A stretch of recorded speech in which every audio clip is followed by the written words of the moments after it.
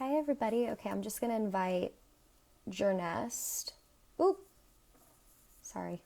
I haven't done this in a while, you can tell. Okay. Um, Jearnest, I'm inviting her. I sent her a request. Let's see if it works. I'm always so nervous because I've messed this up before. Um, okay.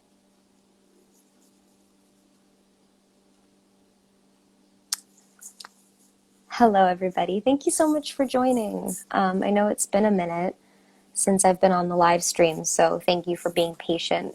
And I'm glad that we get to do this again. Um, I don't want to say too much because I do want Jearnest to come on here to start, our Q&A. So let me just take care of that. There she is. Hello. Hi, Jearnest. Okay, so hi, everybody. Thank you so much for being here. Before I introduce our beautiful, lovely guest, I just want to do a quick intro. So thank you for joining me on this other account that I'm on. I co-run Almost Normal Productions with two really fabulous women, Elizabeth and Catherine. And our content, aside from our movies, just focus on how we as artists, but also on how the characters in our movies deal with everyday human struggles. So today I am bringing on another, lovely lady and my fellow actress, Jearnest Corchado, to just chat about, some of these like open topics that we cover here at Almost Normal. And I think that whether you're a performer or an artist like Jearnest and I, or you have nothing to do with artistry at all, I think that these topics are just universal and they apply to anyone who's learning about life, which I feel like is all of us. And fun fact, Jearnest and I actually met working on an Almost Normal Productions short film. So, Yes, hi, Jearnest. how long ago was that? Hello.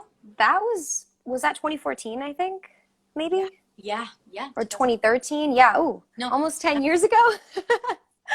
yeah, 7 years ago, I think. Yeah, 2014. Yeah, that's and you look the same.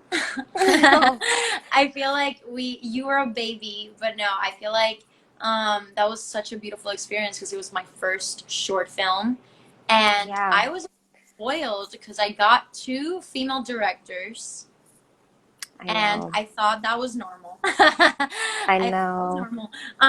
It's it's changing, and I think that that's beautiful that we get to have more female directors. Hmm. Because I think that they bring something very different to the table. That maternal figure in a way that Yeah. always gives you a different take on a character.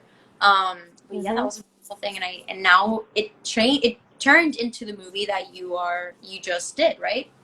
Kind of. It was initially because the script went through so many revisions, so it kind of became the film that we did, but the film that you're talking about, The Accursed, that's coming Yeah. out now is so largely different now from that Yeah. film that I'm like, not really. Um, Yeah. but It's always like that.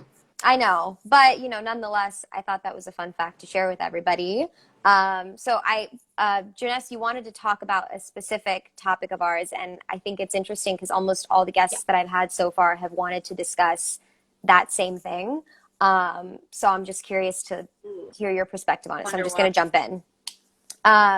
So Yeah. what I asked you before we hopped on this live was, have you found yourself latching on to your creative profession, which is in this case acting, as an emotional outlet? And did you ever struggle to open up with like people in your life outside of that, like from a fear of burdening them or that you'd be judged in that Yeah. way? I think that in a way, I definitely feel like for a long time, being an actress allows you and allowed me to escape my life in a Mm-hmm. way. Or if I was dealing with something, I every time I worked and every time I work still till this day, I think that it's a beautiful opportunity for me to just kind of like escape from my real life and just turn into this character, which I'm not a method actress. I feel like I'm usually who I am, but it's a Hmm. beautiful distraction to not necessarily deal with my own emotions. And so Hmm. I definitely have. I think that in both ways. I feel like when I want to escape from my real life, it's beautiful because I get to, live this fake life for a little bit and Yeah. discover other sides of me. And I think I do treat it as a therapy. It's not, for me, it's Hmm. not fake. It's really a therapy. And Hmm. it's also a beautiful way of exploring a different side of me, in a safe zone. Because I think that Hmm. when working on a film, it's okay for you to be vulnerable, and it's okay for Yes. you to be very open. So Hmm. um especially during this year that was a very hard year for me, I was so excited to do a Christmas movie. So it's like, yes, I need a Christmas movie in my life. I need Yes. something that brings me happiness, that Hmm. allows me to feel the magic of the world, especially a Christmas movie that is always Yeah. magic. Well, especially after, like you said, after a pandemic when things didn't really feel so light and didn't feel so positive a lot of the time. Completely, completely. And so I've Hmm. definitely, in that way, I think that I use that film as a therapy for me to like kind of come back to life with a Hmm. very positive outcome because I was doing that type of film. Hmm. But I've also used it. I said therapy, but I've also, in a way, it has helped me figure out things outside of my life. I mean, outside in my life. I Okay, think, that's interesting. Like how yeah, so? completely. And I think I mentioned to you, like, it's crazy. Hmm. Sometimes we get roles that are just meant to be ours in that Yep, particular moment in your life. And totally. maybe if you did it 2 years before, 2 years later, you Hmm. wouldn't have connected with this character. But Yeah. you connect because they bring something out of you. Hmm. So Absolutely. completely. And so I feel like for me, I've learned, it's been really weird, but I've done movies that I've had certain questions in my life, whether it's like, I remember, this was so funny. I feel like this was like 5 years ago. I remember doing a show, and my character was like kind of like single, but she was like kind of like figuring out how to like deal Hmm. with dating at the time, and like leaving an ex behind and falling in love again. And weirdly, I was going through the same thing in my life. Isn't that interesting? And so in a way, it helped me as therapy of like, oh, okay, yeah, like Hmm. that toxic boyfriend is not good. Like you have to do what your character would do in this moment. And Right. so in a way, I've like, through characters, I've learned the right decision. That's Weird. so interesting. Yeah, and then I also think some characters, at least for me, teach me like what not to do.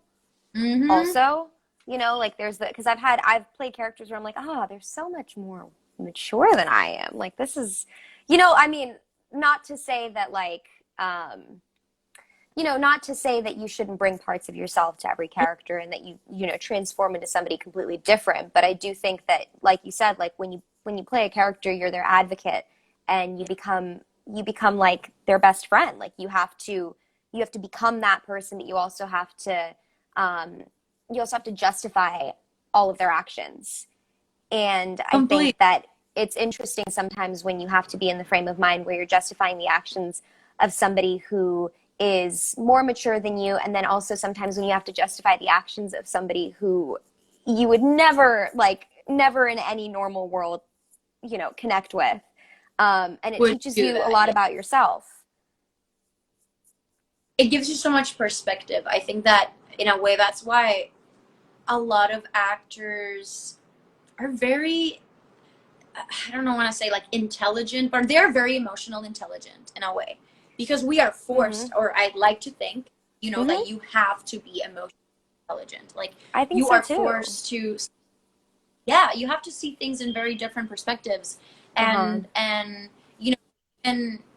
even as now, as divided as our country and our world can be, I Hmm. think that actors understand both views and can be very good at being in the middle and understanding different perspectives, because for our career and for our Uh-huh. jobs, we have to do that.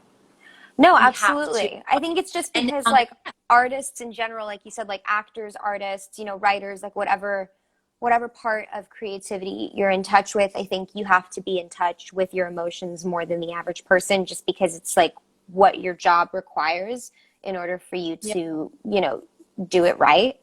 Hmm. And I think, like you said, especially as an actor, like in order to really portray somebody truthfully, and in order to give a character all that it deserves, you have to go to parts of yourself that you otherwise in everyday life would not want to explore. Because who wants to explore like weird, uncomfortable parts of themselves? But I think It, there's a lot to say about that, you it, know? yeah, I actually, it's, yeah, completely. One of the biggest things that I've learned from one of my films was, um, not everything is black or white.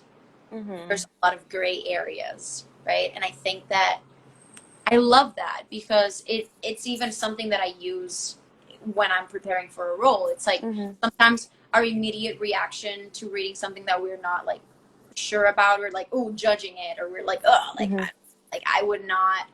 I don't know if I've had any particular thing like recently where I would do that. Because sometimes I think that that happens a lot in auditions too. I'm sure that it happens to you where like you're like, oh, like I don't understand this. Like why? And you have to go through that. Like, you really have Yeah. to sit down for yourself in order to do a good job because it's Yes. going to be fake. No, absolutely. It's exactly what you're saying, and I think that's I really like how you worded that. How like acting teaches you that things are not black and white. Because going back to what we said, having to justify actions of characters that you're playing, even when you don't agree with them, it forces you to go, okay, things are not black and white. Maybe I would not do these things, but I'm playing this character, so I have to believe that this is all justified and that these are the right decisions. And it really I think in my real life it makes me look at all sides of every situation and try to understand where like opposing sides are coming from, especially in this day and age where everybody is disagreeing on something and everything is political. And it's easy to just cut ties with people, and it's easy to just turn away from people that disagree with you. But I think being an artist, it really forces you to go, well, hold on a second. Like, maybe I don't agree, but like, wouldn't it be better to talk than to just, shut people out of my life that don't have the same views, Completely. you Completely. know? That, yeah, I think that we as artists, like, have that, you would want to think, right, that we are very, and I think that's the thing that I've learned about this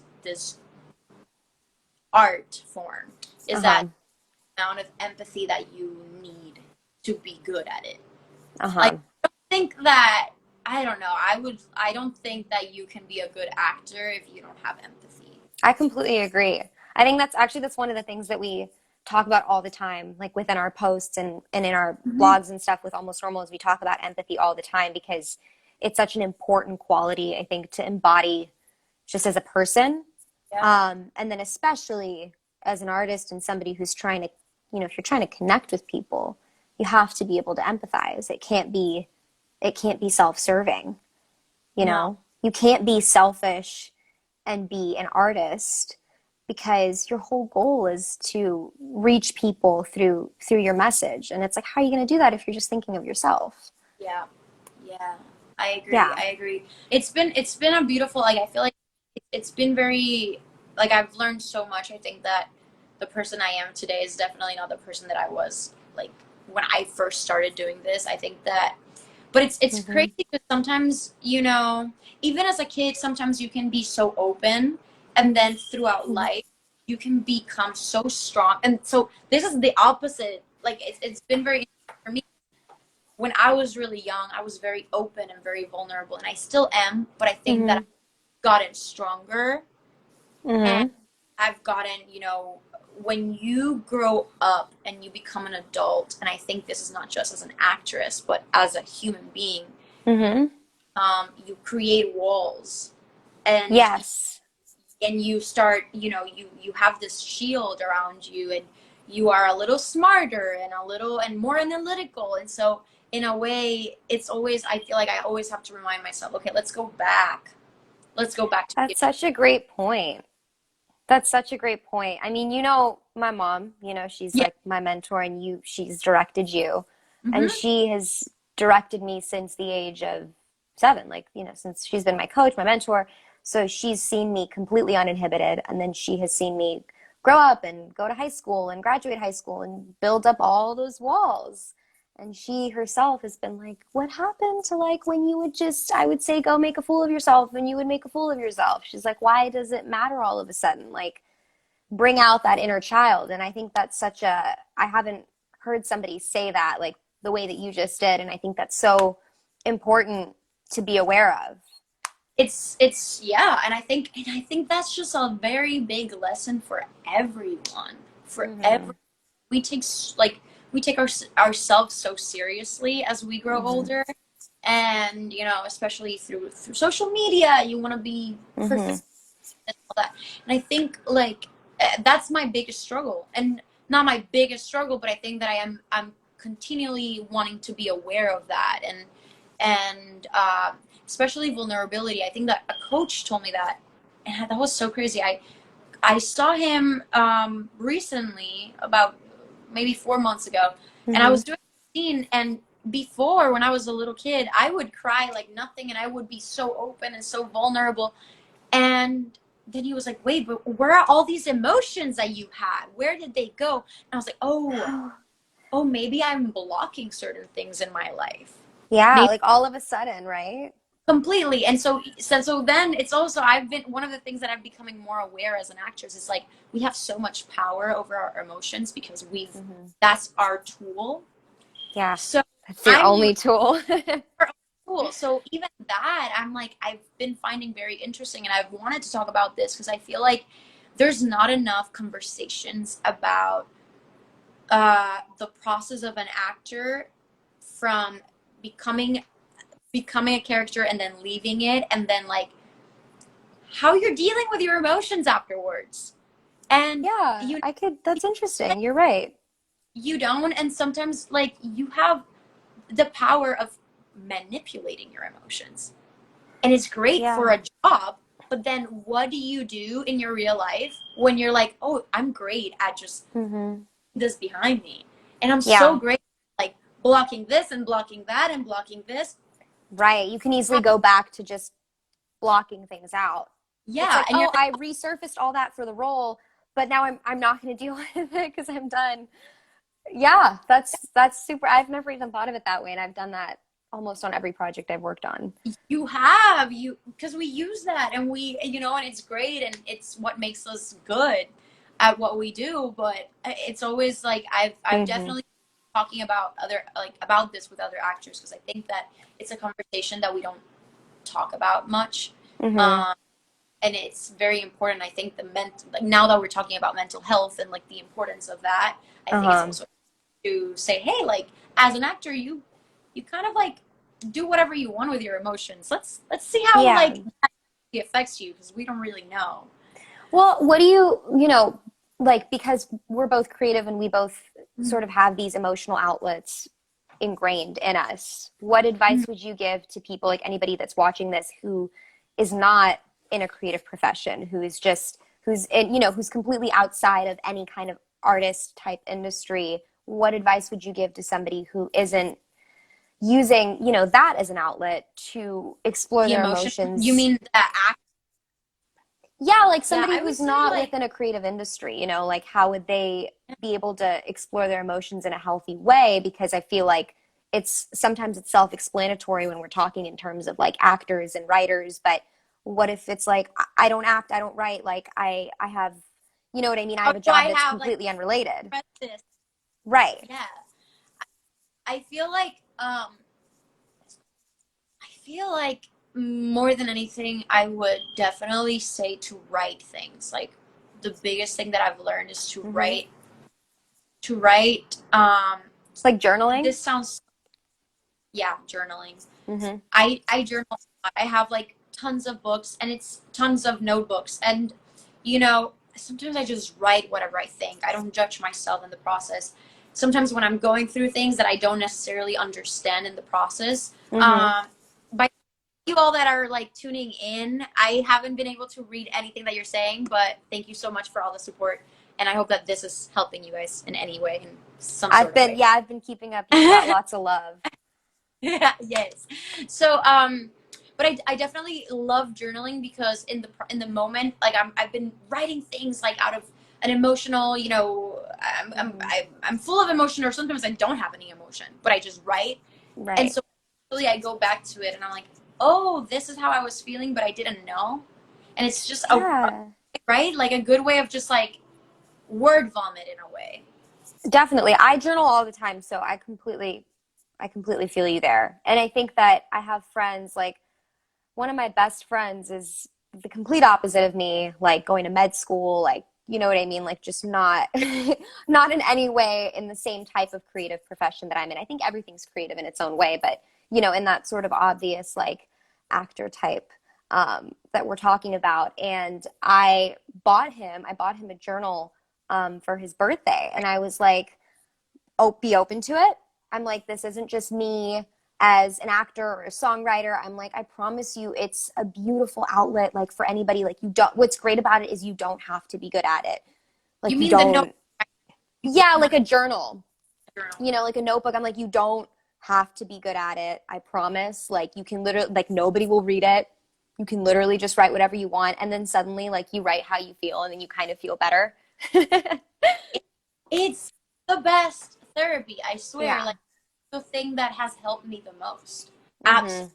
Like I exactly as you said, like you're right, and then when you're done, it's like you're almost like Yes. It's like a I shower. Like you've just taken a shower and you've like washed yeah, all your feelings off, and it's completely. out there. You know, it's like written Mhm. on paper and you can read it and go, ah, okay. Completely. I feel like that has definitely been the biggest, and then I mean people that are not creative, but I feel like even finding a hobby. Like I remember when I first got to LA, and I was so young. I didn't know like oh like I could have hobbies. It's so stupid. But like when I was so young, what I would do is like life. I didn't think much about the hobbies I'm doing. But I Uh-huh. think that with time I realized I'm like oh it can't just be your work. It can't just you know uh Uh-huh. you find other things that you have. And Mm-hmm. whether you're in a creative industry or not, like I think that we're all creative. I think Yeah. we're all capable of, using sort of like I paint a lot too. I like painting. I'm not a good painter, but I Mm-hmm. love being able to express myself in a way or another. Yeah. Well, that's and I think that says a lot. It's like you don't have to be good at something to use it as an outlet. Like I love coloring. Yeah. I cannot color within the lines to save my life, but it just it's just, you know, therapeutic, and it makes me feel good, and it makes me feel like a kid. And I think Yes, that and says going a lot. child, like my dad's biggest advice was from I don't know if you've ever read The Little Prince. Yes, I have. So that book, I should revisit it now as an adult, but that book teaches you how humans can get so lost in this society, like the worker and the person that's like trying to become a king and the person that's trying to become a millionaire and like so Mm-hmm. we're all like in this rat race. Mm-hmm. Um, but the biggest thing that the biggest learning lesson from the book is, remember who you were as a child, remember your inner child, go back to that because Yes. there's Yes. that's really the key. Become I like that us, that's become a through line us of this live. become a child. I Like, know, but just I think it's so accept it. important. Don't let it go. Absolutely. I want to open the I want to open the Q&A floor to everybody who's here. If you all have any questions on everything we've discussed, you know, about embracing your inner child, about using emotional outlets, and how to go about that, you know, I'd love to see if any of you have questions for Jearnest.